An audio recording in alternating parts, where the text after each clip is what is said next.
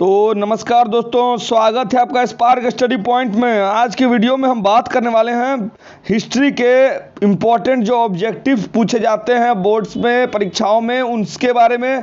तो आपसे उम्मीद है वीडियो को पूरा देखें, स्किप नहीं करें। एक एक क्वेश्चन दोस्तों इंपॉर्टेंट है। जी हाँ, एक एक क्वेश्चन यहाँ पर इंपॉर्टेंट बताया गया और ये परीक्षा में 100% ऐसे क्वेश्चन पूछे जाते हैं और बच्चे गलती करके आते हैं। तो आप घबराएं नहीं, पूरा वीडियो देखें। और अगर हमारे चैनल पे आप नई बार जुड़े हैं तो चैनल को सब्सक्राइब करें, बेल आइकन को प्रेस करें और अपने दोस्तों में शेयर करना ना भूलें, क्योंकि जितना ज़्यादा शेयर करेंगे उतना ज़्यादा ऑब्जेक्टिव की सीरीज आती रहेगी। तो चलिए पहला हम लोग ऑब्जेक्टिव से स्टार्ट करते हैं दोस्तों। तो निम्नलिखित प्रश्न संख्या 1 से 25 में केवल एक उत्तर सही है। प्रत्येक प्रश्न में दिए गए विकल्पों में से आपको सही उत्तर को चुनना है। जी हाँ, एक ऑप्शन सही है। तो चलिए स्टार्ट करते हैं। सिंधु घाटी निवासियों को किस धातु का ज्ञान नहीं था? सोना, चांदी, लोहा, तांबा। सही ऑप्शन स, लोहा, यानी सी, लोहा। सिंधु घाटी का जो निवासी था उसको लोहा का ज्ञान नहीं था, यानी आयरन का ज्ञान नहीं था। इंग्लिश में मीडियम वाले भी हैं तो भी देखिए, हिंदी मीडियम वाले हैं तो जरूर देखिए। आगे बढ़ते हैं दोस्तों। हड़प्पा सभ्यता किस युग की सभ्यता है?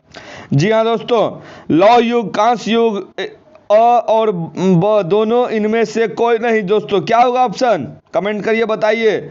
इसका सही ऑप्शन है बी, कांस्य युग। कमेंट करते रहे दोस्तों। कमेंट बॉक्स क्यों दिया हुआ है? कमेंट करने के लिए। मुझे पता चलना चाहिए क्या कि आप लोग ऑब्जेक्टिव मेरे साथ कर रहे हैं। आप लोग ऐसे कमेंट करिए, टिक मारिए, तब हमको पता चलेगा। गुप्त काल में कौन चीनी यात्री भारत आया था? बहुत आसान क्वेश्चन और बहुत इंपॉर्टेंट क्वेश्चन। इतिसंग, फहान, हेनसांग, इनमें से कोई नहीं। जी हाँ दोस्तों, फहान।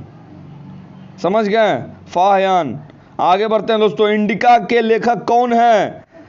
कौटिल्य, मेगास्थनीज, अल बरूनी, इनमें से कोई नहीं। जी दोस्तों, इसका सही उत्तर है बी, मेगास्थनीज। ठीक है दोस्तों, इंडिका के लेखक कौन है? मेगास्थनीज। बहुत इंपॉर्टेंट क्वेश्चन है, सब जगह पूछा जाता है। प्रतियोगिता परीक्षाओं हो चाहे नॉर्मली बिहार बोर्ड का कोई एग्जाम कुछ रहे, क्वेश्चन आप देखिएगा बराबर पूछा जाता है। अशोक किस वंश का शासक था? नंद वंश, मौर्य वंश, गुप्त वंश, चोल वंश। जी हाँ दोस्तों, अशोक हम लोग का गढ़ मौर्य वंश का शासक था। समझ गए दोस्तों, मौर्य वंश, जिसके अशोक मौर्य वंश के शासक थे। आगे बढ़ते हैं। पुराणों की संख्या कितनी है? अशोक का मोस्टली आप जो है सो कहाँ से जोड़ के देख सकते हैं? चंद्रगुप्त मौर्य से जोड़ के देख सकते हैं, बिंबिसार से जोड़ के देख सकते हैं, चाणक्य, ये सब के साथ आप जोड़ के। अशोक बहुत इंपॉर्टेंट पार्ट है बिहार का, और अशोक स्तंभ, ये सब चीज़ तो आपने जान ही रहे होंगे। तो बहुत इंपॉर्टेंट पार्ट है और क्वेश्चन बराबर पूछा जाता है। पुराणों की संख्या कितनी होती है? जी हाँ दोस्तों, यहाँ पूछा गया पुराणों की क्या संख्या है? 16, 18, 19, 20। 18 होगा दोस्तों, पुराण 18 को है। महाभारत की रचना किस भाषा में हुई? संस्कृत, पाली, प्राकृत, हिंदी। इसका सही उत्तर है दोस्तों संस्कृत। संस्कृत देवताओं की भाषा। संस्कृत आज से नहीं है दोस्तों। संस्कृत बोला जाता है कि ब्रह्मांड के स्टार्टिंग से ही संस्कृत है।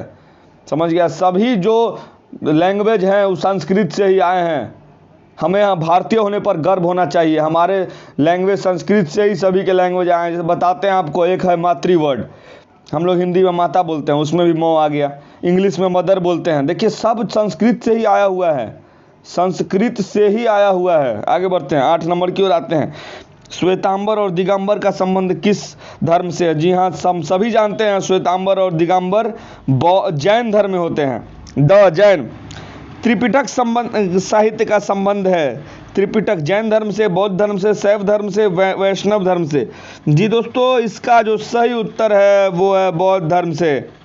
अल बरूनी किसके साथ भारत आया था? 10 नंबर, बहुत इंपॉर्टेंट। मोहम्मद घोरी, मोहम्मद गजनी, बाबर, इल्तुतमिश।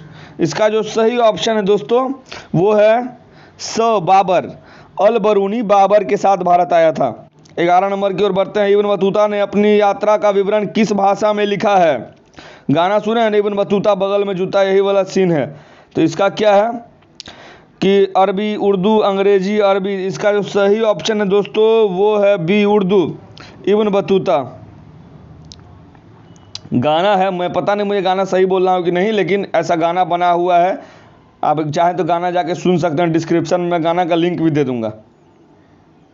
किस शासक ने अपनी राजधानी दिल्ली से दौलताबाद परिवर्तित की? बलबन, मोहम्मद तुगलक, बाबर, अकबर। जी दोस्तों, इसका जो सही ऑप्शन है वो है बी, मोहम्मद तुगलक। तलवंडी किसका जन्म स्थान था? कबीर, नानक, रैदास, मीरा। इसका सही ऑप्शन है दोस्तों बी, नानक। वैसे तलवंडी आपको कोटा में भी एगो है। रूस में भारत विद्या का जनक किसे कहा जाता है? Nicholas Conti, G S. लिविदेव, अ और ब दोनों, इनमें से कोई नहीं। जी दोस्तों, इसका सही ऑप्शन है बी, जी.एस. लिविदेव। हम्पी किस साम्राज्य से संबंधित है? मौर्य, गुप्त, बहमनी, विजयनगर। जी दोस्तों, इसका सही ऑप्शन है दोस्तों द विजयनगर। तंबाकू पर किस शासक ने प्रतिबंध लगाया? बाप रे बा। अकबर, बाबर, जहांगीर, शाहजहां। जहांगीर। तंबाकू जिसको हम लोग आम भाषा में खैनी बोलते हैं, खैनी देखते हैं चुनाया जाता है हाथ में इसे लेके, उसके बाद चूना उना डाल के चुनाते हैं, वही खैनी यानी तंबाकू। समझ गए? बहुत ख़राब चीज़ है। बहुत देखते हैं अभी यंगस्टर को खूब तंबाकू माकू खाता है, गलत चीज़ है।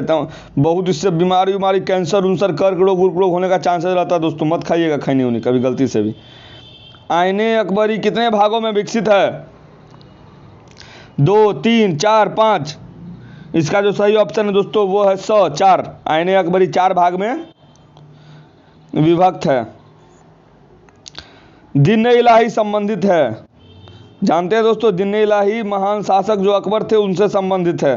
अकबर द ग्रेट बोला जाता है, अकबर से संबंधित है दिन इलाही। आगे बढ़ते हैं दोस्तों। अभी भी चैनल को सब्सक्राइब नहीं किया, सब्सक्राइब कर दिए। वो लाल वाला बटन लाल क्यों है, इसको काला कीजिए दबा के अभी तुरंत। कौन मुगल बादशाह अलमगीर के नाम से जाना जाता है? जहांगीर, शाहजहां, औरंगजेब, बाबर। इसका जो सही ऑप्शन है दोस्तों वो है औरंगजेब।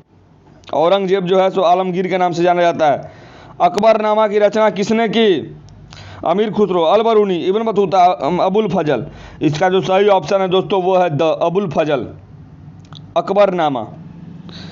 पानीपत का प्रथम युद्ध किस वर्ष हुआ था दोस्तों? बहुत इंपॉर्टेंट, भी आए।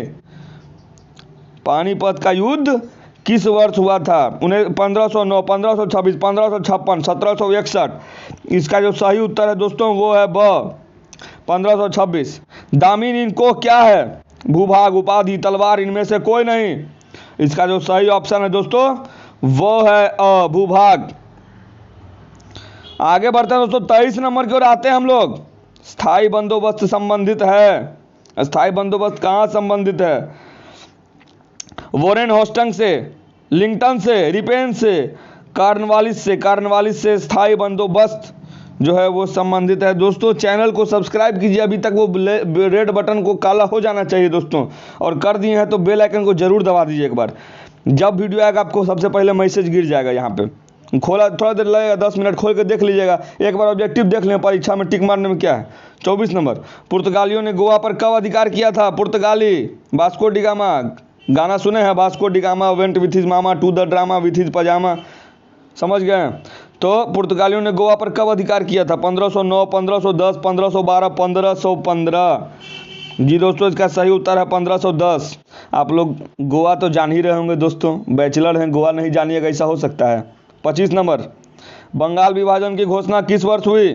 1905, 1906, 1911, 1914। दोस्तों इसका सही उत्तर है द 1914। निम्नलिखित प्रश्न संख्या 26 से, अच्छा दोस्तों ये आपको मल्टीपल चॉइस है, ठीक है।